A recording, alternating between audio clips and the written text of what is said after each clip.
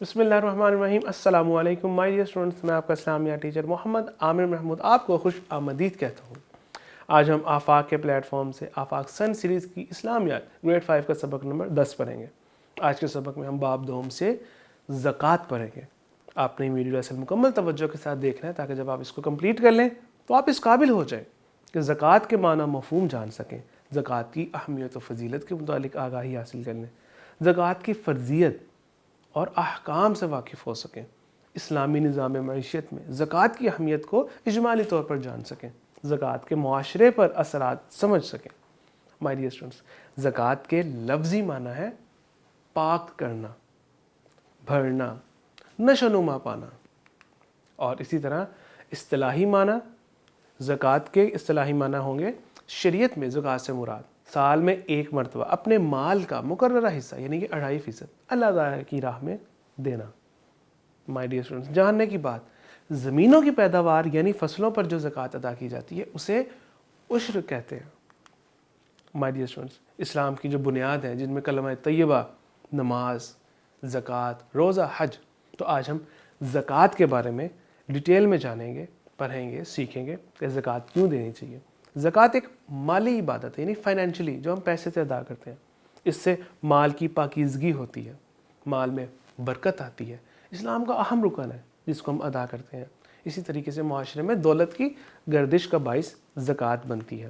My dear students, جو زکوٰۃ کا نصاب ہے یعنی کہ مال کی وہ کم از کم مقدار جس تک پہنچنے کے بعد مال پر زکوٰۃ فرض ہو جاتی ہے اسے نصاب کہتے ہیں،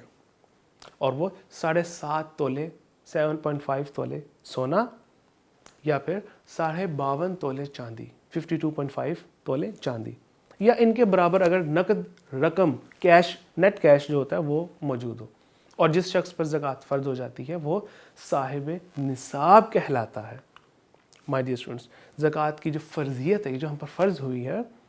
ہر صاحب نصاب مسلمان پر فرض ہے۔ قرآن مجید میں اکثر مقامات پر نماز اور زکوٰۃ کا حکم ایک ساتھ آیا ہے، اس سے اس کی اہمیت واضح ہو جاتی ہے۔ جیسے قرآن مجید میں آیا وَأَقِیمُوا الصَّلَاةَ وَآتُوا الزَّکَاةَ، ترجمہ اور نماز پڑھا کرو اور زکوٰۃ دیا کرو۔ مائی ڈیئر اسٹوڈنٹس، زکوٰۃ کی ادائیگی فرض ہے۔ اللہ تعالیٰ نے قرآن مجید میں زکوٰۃ ادا نہ کرنے والوں کو سخت سزا کی وعید سنائی ہے۔ قرآن مجید میں آیا ہے ترجمہ، اور جو لوگ سونے اور چاندی کو جمع کر کے رکھتے ہیں اور اللہ تعالیٰ کی راہ میں خرچ نہیں کرتے انہیں دردناک عذاب کی خبر سنا دو۔ قیامت کے دن یہ سونا اور چاندی جہنم کی آگ میں تپایا جائے گا، پھر ان کی پیشانیوں، پہلوؤں اور پشتوں پر داغا جائے گا اور کہا جائے گا کہ یہی ہے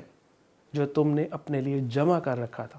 تو تم اپنے اس خزانے کا مزہ چکھو۔ مائی ڈیئر اسٹوڈنٹس، زکوٰۃ کی اہمیت کا اندازہ اس بات سے لگایا جا سکتا ہے کہ دور صدیقی یعنی حضرت ابوبکر صدیق رضی اللہ عنہ کی خلافت کے دور میں منکرین زکوٰۃ کے خلاف جہاد کا اعلان کیا گیا،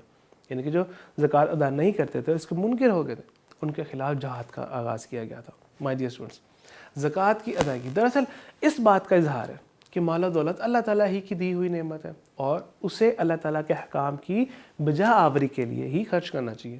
زکوٰۃ دینے سے وقتی طور پر تو ہمیں لگتا ہے کہ ہمارے مال میں کمی ہو رہی ہے، لیکن حقیقت میں ایسا نہیں ہے، مال میں کمی واقع نہیں ہوتی بلکہ اضافہ ہوتا ہے۔ اللہ تعالیٰ نے خود فرمایا قرآن مجید میں ترجمہ، اور جو زکوٰۃ تم دیتے ہو جس سے اللہ کی رضا مندی طلب کرتے ہو تو یہی لوگ اپنا مال اللہ کے ہاں بڑھانے والے ہیں۔ سبحان اللہ۔ مائی ڈیئر اسٹوڈنٹس، اب زکوٰۃ کے مصارف ہم جانتے ہیں کہ مصارف زکوٰۃ کسے کہتے ہیں۔ یہ وہ لوگ ہیں جنہیں زکوٰۃ کی رقم ادا کی جاتی ہے۔ اللہ تعالیٰ نے قرآن مجید میں ان کے حوالے سے فرمایا ترجمہ، صدقات یعنی زکوٰۃ و خیرات تو مفلسوں، جو مفلس ہوتے ہیں ندار، اور محتاجوں اور کارکنان صدقات کا حق ہے، اور ان لوگوں کا جن کی تالیف قلب منظور ہو، اور غلاموں کو آزاد کروانے میں، قرض داروں کے قرض ادا کرنے میں، اور اللہ تعالیٰ کی راہ میں اور مسافروں کی مدد میں خرچ کرنے کے لیے ہے۔ یہ اللہ تعالیٰ کی طرف سے فریضہ ہے اور اللہ تعالیٰ سب کچھ جاننے والا، حکمت والا ہے۔ مائی ڈیئر اسٹوڈنٹس، اب زکوٰۃ کے جو مصارف تھے ان کو میں پوائنٹ سے آپ کو بتاتا چلوں کہ فقراء یعنی کہ جو فقیر لوگ ہوتے ہیں، اسی طرح مساکین جو مسکین لوگ ہوتے ہیں جن کے پاس کھانے کے لیے کچھ نہیں ہوتا، ایک وقت کی بھی ان کے پاس اگر کھانے کی خوراک نہیں ہے، اسی طرح محکمہ زکوٰۃ کے ملازمین جو زکوٰۃ کے محکمے میں ملازمت کرتے ہیں وہ لوگ، اسی طرح نئے مسلمانوں کی دلجوئی کے لیے جو بھی نئے مسلمان ہوئے ہوتے ہیں، غلام اور قیدی کی ان کو آزاد کروانے کے لیے، اسی طرح کسی کا اگر قرضہ ہے تو اس کا قرض ادا کرنے میں، فی سبیل اللہ یعنی اللہ کی راہ میں، اور مسافر۔ تو یہ 8 زکوٰۃ کے جو مصارف ہیں ان کو آپ نے ذہن نشین رکھنا ہے، یاد رکھنا ہے۔ مائی ڈیئر اسٹوڈنٹس، اسلامی نظام معیشت میں جو زکوٰۃ کی اہمیت ہے، جب ہم زکوٰۃ ادا کرتے ہیں، اسے معاشی یعنی فائنینشلی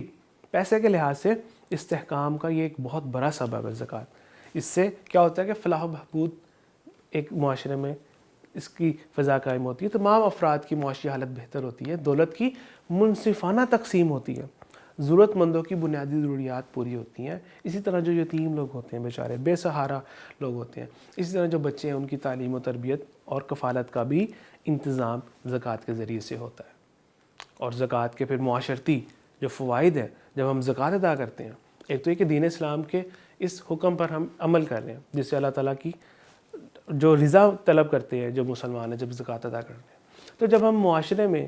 ان افراد کو زکوٰۃ دیتے ہیں تو اس سے کیا ہوتا ہے کہ افراد میں ایک ان کے درمیان محبت و اتفاق کی فضا قائم ہوتی ہے، انسان کی مال و دولت سے محبت اور لالچ کا خاتمہ ہوتا ہے، اسی طرح جو معاشرے میں غربت ہوتی ہے، تنگ دستی ہوتی ہے، افلاس، اس میں بھی کمی آتی ہے،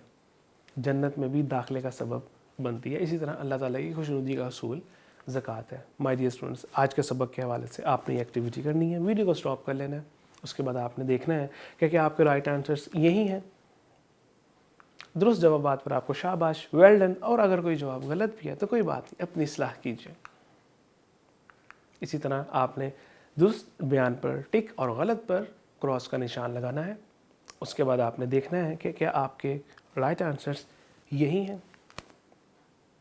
آج کے سبق کے اعادہ کے لیے آپ نے دی ہوئی جگہ پر اسی طریقے سے آپ نے اپنی کاپی پر یا نوٹ بک پر آپ نے نوٹ کرنے ہیں کہ زکوٰۃ کے جو 8 مصارف ہیں وہ کون کون سے ہیں۔ مزید یہ کہ آج کے سبق کے اعادہ کے لیے آپ کے لیے یہ مشق ہے جس کو آپ نے پورا کرنا ہے، اور اسپیشلی ایک ایکٹیویٹی، بہت انٹرسٹنگ ایکٹیویٹی کہ جب آپ کو پاکٹ منی ملے تو اپنے جیب خرچ میں سے کچھ پیسے بچا کر سائڈ پہ اس کو جمع کر لیں، اور غریب ساتھیوں کو، جو آپ کے جو ایسے دوست ہیں یا ایسے جاننے والے جو لوگ ہیں کہ جن کو آپ کو لگتا ہے کہ ان کی مدد کرنی چاہیے، تو آپ پھر ان کو طریقے سے وہ پیسے ادا کر دیں۔ جزاک اللہ خیر۔